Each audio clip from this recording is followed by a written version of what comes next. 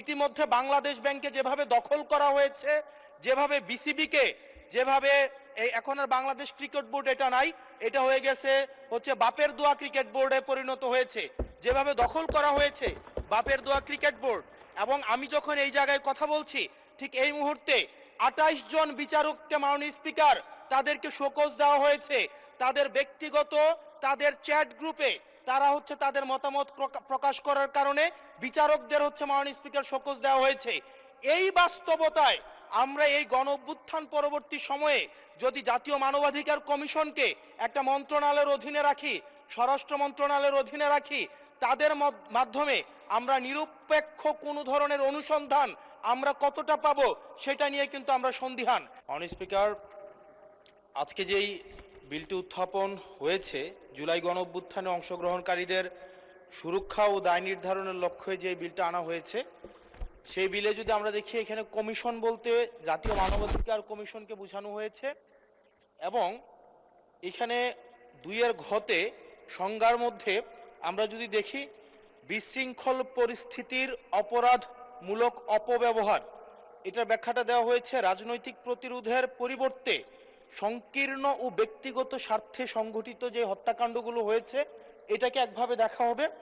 আর আরেকটা হচ্ছে গণতান্ত্রিক ব্যবস্থা পুনরুদ্ধারের উদ্দেশ্য যেই কার্যাবলীগুলো সংগঠিত হয়েছে সেটাকে একভাবে দেখা হবে। মাননীয় স্পিকার, প্রবলেমের জায়গাটা যেটা সেটা হচ্ছে সংকীর্ণ ও ব্যক্তিগত স্বার্থে যে ধরনের সংগঠিত হত্যাকাণ্ড হয়েছে সেটাকে কে ডিফাইন করবে, সেটাকে কিন্তু ডিফাইন করবে এই আইন অনুযায়ী জাতীয় মানবাধিকার কমিশন। অর্থাৎ এই ইনডেমনিটিটা জাতীয় মানবাধিকার কমিশনের উপরে নির্ভর করবে।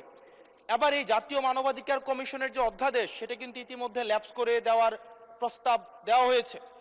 এখন এই জাতীয় মানবাধিকার কমিশনটা এটা যে 2009 সালের অনুযায়ী যদি চলে তাহলে সেটা কিন্তু পুরোপুরি সরকার নিয়ন্ত্রিত একটা মানবাধিকার কমিশন। যেই মানবাধিকার কমিশন বিরোধী দল ও মতকে দমনের জন্য ব্যবহার করা হয়েছে, ভিকটিম ব্লেমিংয়ের জন্য ব্যবহার করা হয়েছে, যেই মানবাধিকার কমিশন গুম খুনের বৈধতা উৎপাদন করা হয়েছে।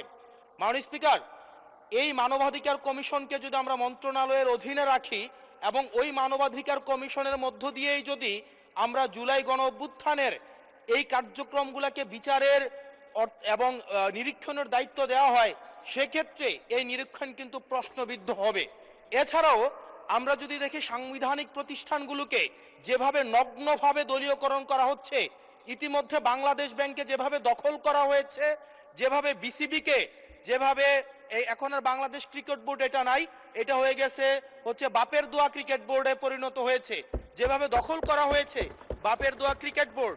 এবং আমি যখন এই জায়গায় কথা বলছি ঠিক এই মুহূর্তে 28 জন বিচারককে মাননীয় স্পিকার তাদেরকে শোকজ দেওয়া হয়েছে, তাদের ব্যক্তিগত তাদের চ্যাট গ্রুপে তারা হচ্ছে তাদের মতামত প্রকাশ করার কারণে বিচারকদের হচ্ছে মাননীয় স্পিকার শোকজ দেওয়া হয়েছে।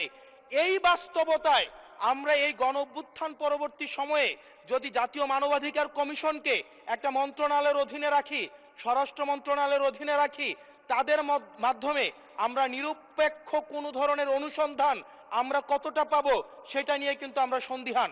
সেই জায়গা থেকে এই বিলটিকে যদি আমরা বাস্তবায়ন করতে চাই, এটাকে যদি আমরা ফাংশনাল করতে চাই, শুধুমাত্র অর্নামেন্টাল না, যদি আমরা ফাংশনাল করতে চাই তাহলে জাতীয় মানবাধিকার কমিশনকে অবশ্যই সেটাকে অটোনমাস করতে হবে।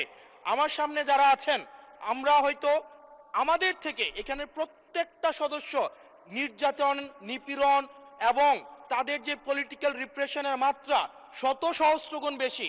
আমরা তাদের কাছে প্রত্যাশা করেছিলাম এই জাতীয় মানবাধিকার কমিশনকে তারা একটা স্বতন্ত্র বডিতে নিয়ে যাবে, অথচ আমরা দেখলাম যারা সবচেয়ে বেশি নির্যাতিত হয়েছে, নিপীড়িত হয়েছে, তারাই এটাকে একটা মন্ত্রণালয়ের অধীনে রাখতে চাচ্ছে।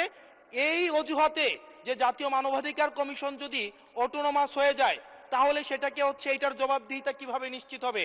মাননীয় স্পিকার, আমাদের ইলেকশন কমিশন, আমাদের হচ্ছে পিএসসি, আমাদের হচ্ছে দুর্নীতি দমন কমিশন, যদিও এটা কাজের কেতাবে কেতাবে আছে, গোয়ালে নাই, কিন্তু এটা কিন্তু একাডেমিক ভাবে এটাকে ইভেন ইন্টারন্যাশনালিও এই জিনিসটা কিন্তু অটোনমাস হওয়ার কথা। সেজন্য মাননীয় স্পিকার, যেভাবে বর্তমানে প্রতিষ্ঠানগুলো নগ্নভাবে দলীয়করণ করা হচ্ছে, সেজন্য জাতীয় মানবাধিকার কমিশন যে দলীয়করণ করা হবে না আবার বাপের দোয়া একটা মানবাধিকার কমিশন বা বিরোধী দল দমন কমিশন করা হবে না, এটার প্রতি কিন্তু আমাদের আস্থা নাই। সেই জায়গাটা থেকে আমরা আপনার মাধ্যমে আমরা এই আমাদের মাননীয় স্বরাষ্ট্রমন্ত্রী সহ আমাদের HPM এর কাছে অনুরোধ থাকবে, এই বিলটা পাশ করার আগে যেন জাতীয় মানবাধিকার কমিশনের আমরা এটা যেন ইভেন উনার দলেরও একজন মাননীয় সংসদ এই বিষয়ে বক্তব্য দিয়েছেন এবং উনি পয়েন্ট বাই পয়েন্ট এই বিষয়গুলোকে ব্যাখ্যা করেছেন। যদি জাতীয় মানবাধিকার কমিশন দলীয়করণ করা হয়, দিন শেষে গুম খুন থেকে শুরু করে আমাদের এই জুলাই ইনডেমনিটি, এইটা দিন শেষে হচ্ছে যে পেপারেই থেকে যাবে, এটা দিন শেষে কোনো বাস্তবায়ন হবে না। সেই জন্য মাননীয় স্পিকার, এই বিলটা পাশ হওয়ার আগে আমাদের জাতীয় মানবাধিকার কমিশনের এই বিলটা হচ্ছে সুরাহা হওয়া, নিষ্পত্তি হওয়া জরুরি। না হয় বিসিবির মতো আমরা আবার বাপের দোয়া কমিশন দেখতে পাবো, আমরা হচ্ছে বাংলাদেশ ব্যাংকের মতো আবার দলীয়করণ দেখতে পাবো, আমরা বিশ্ববিদ্যালয়গুলোকে যেভাবে এক ধরনের দলীয়করণ করা হয়েছে আমরা সেটা দেখতে পাবো, আমরা বিচার বিভাগকে আবার যেভাবে এখন ভয়ের মধ্যে নিয়ে যাওয়া হচ্ছে। ধন্যবাদ মাননীয় সদস্য।